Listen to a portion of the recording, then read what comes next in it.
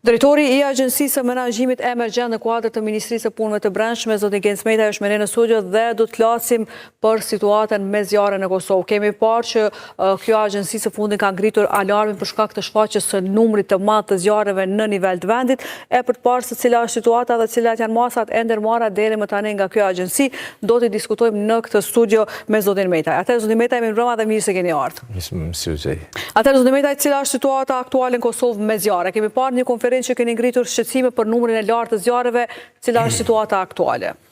Aktualisht situata është me qetë, mirë po gjendja më rënduar ka qenë vikendin e kaluar, mirë po gjatë që nga fillimi i marsit. Të më thonë kemi pas probleme, mirë po gjendja është vështërsu në vikendin e kaluar, edhe sot nuk është që nuk kemi zjarre, do të thotë gjatë 24 orët fundit i kemi dikon 33 zjarre të raportuara. Mirë po gjendja është në kontrol, do më thonë zjarë fiksit janë në shërbim, janë në reagim, edhe e kanë lokalizu, do më thonë për momentin gjendja është e qetë. Po, dhe cilat zona kryesisht janë këto zjarret e shfaqura 24 orët e fundit? Në gjitha zonat e Kosovës, do më thonë na raportimit i kemi në për gjitha zonat e Kosovës. Sot i kemi kryesisht nga zona e Gjilanit, zona Vitis, Ferizajit, Shtimes, në Prishtinë, gjithashtu, do më thonë ka raportime, por kryesisht kjo sezon ka qenë e mbuluar nga në gjithë vendet. Dhe kjo përhapje kështu e madhe zjarreve në shumë rajona e vështirëson edhe ndërhyrjen e zjarrfiksëve në zona të shpërndara kështu në këtë formë? Po natyrisht se po, sepse domethënë kapacitetet që i kemi, po duhet mi vut gjitha për një herë në dispozicion. Edhe duhet ditë domethënë që edhe kapacitetet që i kemi nuk janë edhe kapacitete shumë të reja. Mirë, po kemi kapacitetet mjaftueshme.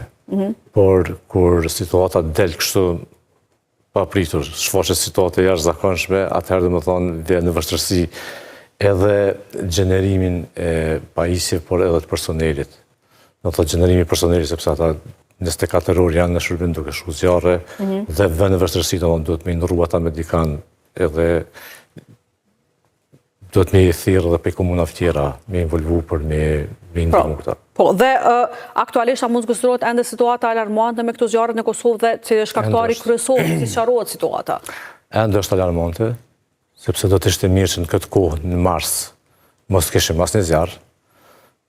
Situatat e vështira zakonisht paraqiten në kohën e verës, kur janë thatësira të mëdha, kur janë temperaturat e larta. Mirë po tash në mars, të më thonë... është e pazakont, është shumë e pazakont. Edhe shkaktari e kemi diskutuar edhe dje, për përsëris prap. Do të thotë, kryesisht dyshohet të jenë veprat e njeriut.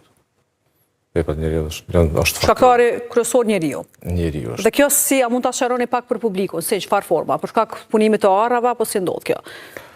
Po, sidomos në zonat rurale, do të thotë ka njerëz domethënë që i ndezin livallet e thata, ato pastaj përhapen, i përhap era dhe shpërndahen edhe në zjarre malore që rrjedhin prej tyre. Mirë po ka dhe persona të cilat dalin në piknike të ndryshme, ndezin zjarre, nuk i trajtojnë si duhet, i lënë të ndezur edhe ato përhapen. Po ka dhe disa supozime të tjera të cilat nështë nuk jam kompetent për me i thonë që dikush ndoshta e vën një zjarr me qëllim për të përfituar nga për të përdorur si pjesë për ndërtim ose marrja e pjesëve të drojve të përdoret për shitje e tjerë, mirë po nuk është në kompetencën tem me vlerësu, ka supozime, domethënë supozimet gjithmonë janë fakte të pavërtetuara, mirë po ato mbeten çështje e hetuesisë së policisë që të merren me ato dhe të zbardhin rastet. Mirë, po çka është më e rëndësishme është ne jemi në koordinim të vazhdueshëm në policinë. Si në nivelin qendror, por edhe në nivelin lokal. Cili do të jetë roli policisë këtu për të identifikuar ndoshta personat apo jo? Policia veç kanë përgatitur një plan operacional, edhe është pjesë e tyre, do të thotë operacionit i tyre se si i ndërmarrin me patrulla apo me hetime të ndryshme, por edhe ne i kemi vënë në dispozicion patrullat. Që jo vetëm me prit domethënë derisa të ndodh zjarri për me shku me fik, po edhe me mujt me ndiku në parandalim pak a shumë. Po, dhe aktualisht të zjarët tani që janë aktiva, a janë nën kontrol edhe si bëhet ndërhyrja të kjo zjarët? A mund të shpalosni pak planin e zjarëtëfikësve, ekipet kur dërgohen atje dhe a kemi pasur deri më tani ekipet cilave u është vënë jeta në rrezik për shkak të përhapjes madhe të zjarrit? Po, intervenimet, do të thonë, zakonisht janë ato nga zjarëtëfikësit pavarësisht në komunën se ku janë. Nëse është zjarri për masa më të madhe, atëherë do të thonë kërkohet edhe ndihmë përmes qendrave operative 112 që i kemi ne. Edhe qendrat operative i koordinojnë veprimet dhe agjencia e merr kontrollin. Do të thonë deri në momentin që angazhohet një kapacitet shtesë jashtë komunës, situata menaxhohet në një nivel lokal. Do të thonë kjo është edhe procedura të cilat i kemi të parapara edhe me dokumentet, edhe me rregullore dhe me ligje. Ndërsa sa i përket vënies së rrezik të jetëve, më thonë shpesher jeta e tyre vejet në rrezik në situata të ndryshme, sepse ka zjarre që shfaqen në lartësi të ndryshme, edhe rrezikohen nga rënja e cungave, nga guret, por edhe nga asfiksimi, nga tymrat, nga gazrat e tjera. A kemi pas këto ditë ekipe që kanë qenë të rrezikuar në këtë formë, si shpoj përmendja jo? Jo, nuk kemi pas, do të thonë të raportuam disa lëndimet të lehta trupore, por jo, në raste serioze s'kemi pas. Po, dhe zoti Metaj, a ka një analizë ose vlerësim se a mund të zgjasë kjo situatë edhe gjatë ditëve vazhdim dhe a ka masa për parandalimin e saj përveç këtyre që i përmendet? Apo këto janë masat e vetme që mund të merren? Jo, faktori kryesor është vetëdijsimi qytetar. Nëse qytetarët vetëdijsohen edhe nuk shkaktojnë zjarre, edhe kujdesen për pronën shtetërore, edhe duan shtetin, që është shumë e rëndësishme, sepse karriera ime ka qenë vipej sektorit ushtrisë. Edhe kam qenë edhe pjesë e luftës. Thotë, ne kemi qenë gatshëm me dhënë jetën për me mbrojtë shtetin. Më thonë, sot njerëzit janë të gatshëm për një interes të vogël personal me rreziku shtetin. Duhet më thonë pak vetëdije qytetare, duhet pak patriotizëm, edhe duhet me da shtetin, edhe duhet me pas guxim, mi denoncu rastet. Sepse unë e di, dhe unë jam shumë i bindun që njerëzit në për vise rurale, do thot, i kanë informacionet, sepse mundin me ditë se kujt është ara, ose kush e ka ndez, kush është peshka këto në ata, mirë po, nështë nuk janë të guximshëm mjaftueshëm për me i denoncuar rastet. Dhe nuk kemi parë denoncim as ditëve të fundit përkundër këtij apeli që keni kërkuar që të raportojnë rastet? Jo, nuk kemi kontaktu me policinë, do të thonë sepse a ka pas raste ajo, sepse ndoshta mundën me prish hetimet. Mirë po, ajo është çështje e policisë. Mirë po, edhe rastet duhet me qenë edhe nëse nuk janë njerëzit të guximshëm për me denoncuar rastin siç duhet, atëherë mund edhe në mënyra anonime, ka mënyra. Dhe më thonë vetëm kontrolli qytetar mund të na ndihmojë. Ne i kemi kapacitetet, dhe më thonë aktuale, dhe do të bëjmë çmos që me ofru siguri për gjithë qytetarët e vendit në gjitha zonat. Mirë po, kur kemi situata të tilla, operacionaliteti ka njëherë edhe vuhet në rrezik. Po, dhe me çfarë pajisje aktualisht funksionojnë zjarrfikësit? A kanë pajisjet modernizuara, apo cili është? Ne jemi në modernizim e sipër. Me thonë vetëm këtë vit ne kemi investuar diku afër 2 milion euro në pajisjet e zjarrfikës dhe shpëtimit. Dhe me thonë Ministria e Punëve të Brendshme përmes agjencisë, dhe kemi një plan të investimeve edhe afatgjatë, që duhet me zavendësu edhe mjetet e vjetra të cilat i kemi që një kohë. Unë kam bërë një vlerësim të gjendjes së gatishmërisë të përgjithshme në të gjitha njësitë e zjarrfikës në nivel vendit. Dhe domethënë gjendja nuk është shumë e kënaqshme, por nuk është e keqe, domethënë, sepse kemi evidentuar cilat janë ato pajisje të cilat ja vlen edhe investimin to, cilat janë ato që duhet mbahen dhe cilat janë ato të cilat duhet hudhen dhe të zëvendësohen me treja. Kështu që do të jetë, domethënë, ne kemi një plan të investimeve në të ardhmen, si në infrastrukturë, por edhe në pajisje, por njëkohësisht ne jemi duke i shtuar kapacitetet e reja për kërkimshpëtim, kërkimshpëtim male, urban dhe lujra, që do të jenë aset shtesë i Republikës, në mënyrë që të jemi më të përgatitur që të përballemi jo vetëm me zjarre, por edhe me fatkeqësi tjera ose fatkeqësi natyrore ose fatkeqësi tjera. Po, dhe zoti Metaj, aktualisht cili është kapaciteti i agjencisë për të mbuluar të gjitha këto edhe fatkeqësitë natyrore, por në veçanti të sheshshuarjes së zgjarreve. A jeni të kënaqur me kapacitetet, a i përmbushin nevojat ajo? Po, ne kemi një numër jo të vogël të zjarrfeksëve. Do të thotë janë 739 zjarrfeks në nivel vendit. Ka nevojë ende me pas numër më shumë. Mirë po, ne jemi në ristrukturim.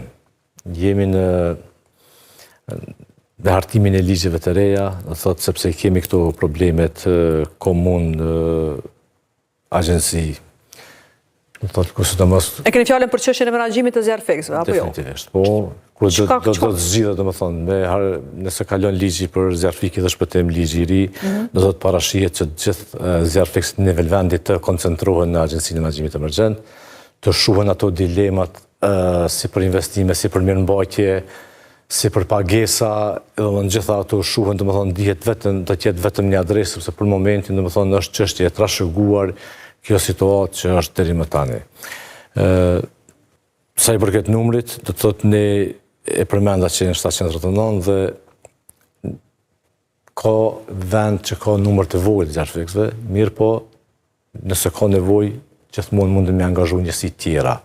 Do të thotë, qëndroj mirë me këtë numër, por a duhet jetë edhe më i madh, duhet jetë më i madh. Do të thonë, duhet jetë më i madh sepse është parashifet me ligj që dikon rreth 1500 banor, një zjarrfeks tjetër. Që tani mund të themi që është joll, nuk i plotson këto nevoja. Është jo, në shtat aspekti gjeografik mundson që Kosova është vend kompakt dhe afërsia e komunës me komunë, afërsia e vendit me vend, krijon lehtësira, sepse për me shku prej Lipjanit në shtime është shumë afër me shku me ndihmu, ose prej shtimes në Ferizaj, për shembull, në distanca të tjera. Ky standard është që është marrë, domethënë, prej vendeve ma të zhvilluara, ku nështë edhe distancën e qyteteve kanë ma të lartë dhe kështu që nuk mund njëna tjetër me shku shumë shpejt në ndihmë, po të na konstruksioni gjeografik e Kosovës na mundson që me ndihmu njëni tjetrin në kohë edhe ma të shpejt, edhe për momentin, domethënë, ky numër, nëse vazhdon situata me qenë vetëm kur shkaktohen si rastet fatkeqësive, por jo kështu në një mas kur gjithë njerëzit shkojnë vikend në fshatra për qytetit edhe hajde dhezim zjarre, edhe vjen rrezik situatën seriozisht. Po, dhe zoti Metaj, a pritet që a ka një analizë ose vlerësim të gjendjes, a mund tjetë Kosova këtë vit e rrezikuar nga thatësirat, nga vështrimet, nga fatkeqësitë natyrore, a ka një vlerësim çka e pret Kosovën këtë vit dhe cilat janë kapacitetet për të përballur me këtë situata? Po, ne jemi duke i bërë gjitha përgatitjet. Do thotë, jo vetëm Agjencia e Menaxhimit Emergjent, janë edhe institucione tjera të cilat kanë funksion në bazë të planit reagimit kombëtar. Do të plani reagimit kombëtar është rishishu, është në 2023. Tani jemi në hartimin e funksioneve, 15 funksioneve mbështetëse të emergjencës. Gjithashtu jemi, domethënë, në hartimin edhe të 4 kornizave për reagim rimëkëmbje, zbutje dhe zvoglim. Domethënë, jemi duke punu me gjitha institucionet e sigurisë dhe kemi përmbyll hartimin, domethënë, e programit të ushtrimit dhe vlerësimit në gatishmërisë kombëtare.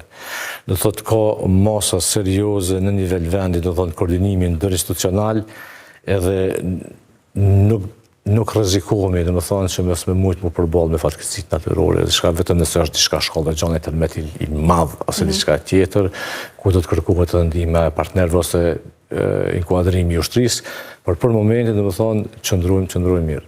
Po, dhe a mund të prekemi nga thatësirat mëdha këtë vit, për shembull mund. Ajo është çështje më shumë me Instituti Hidrometeorologjik, që i bëjnë parashikimet. Po që pasaj vjet që është atë zjarret, përsëri, apo jo? Domethënë, ne jemi në kontakt me ta, domethënë zakonisht ne një muaj ditë më herë, domethënë i marrim informacionet pritshmëritë, edhe mund të marrë të zjarret, por edhe të mungesa e ujit, domethënë ne kemi furnizuar edhe vitin e kaluar me autobot vendet e prekura që kanë qenë nga thatësira, por edhe pas rastit të Iberlepencit. Domethënë ne kemi pas një rol shumë aktiv gjatë atyre ditëve. Do thotë, ku përveç misionit misionet e zjarrfike, zjarrfeksit kanë qenë, domethënë, edhe i kanë përdorur në mënyrë kreative autobotet për të mbajtur turbinën gjallë, ftohin dhe funksionimin e sistemit hidroelektrik. Po, dhe krejt në fund, cila është kapaciteti i agjencisë për ndërhyrjet nga ajri? Apo duhet kërkohet ende ndihma si nga KFOR-i apo shtetet anëtare kur vjen koha e ndërhyrjes nga ajri? Da kemi pasur raste këto ditë të fundit që është kërkuar kjo ndihmë? Kosova nuk ka kapacitete të ajrit, do thonë për intervenime nga ajri. Zakonisht ne kemi kërkuar edhe më herët sa kam qenë edhe pjesëtar i FSK-s, kur ka qenë nevojshme, kemi kërkuar ndihmë prej KFOR-it për ndërhyrjen nga ajri.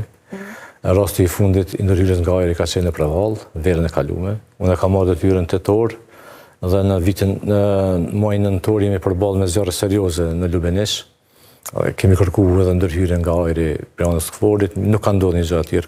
Vetëm kanë bërë rikondicion me një helikopter. Nuk do të thotë që nuk janë përgjigj, kanë qenë të gatshëm, por ata domethënë nuk aktivizohen përderisa nuk rrezikohet jeta e qytetarëve. Përderisa vetë shohin malin duke u djeg, nuk intervenojnë. Pra ata duhet ta bëjnë një vlerësim të vetin nëse është... Ata e bëjnë rikondicionin, domethënë një vëzhgim me helikopter që e kanë bë, edhe ata vlerësojnë domethënë bazë të banimeve popullsisë, pasurisë. Edhe të intervenojnë. Atëherë ju falenderoj shumë që ishit sot këtu me ne. Kënaqësi, respekt. Faleminderit shumë. Dhe me këtë bisedë ne japim fund të edicionit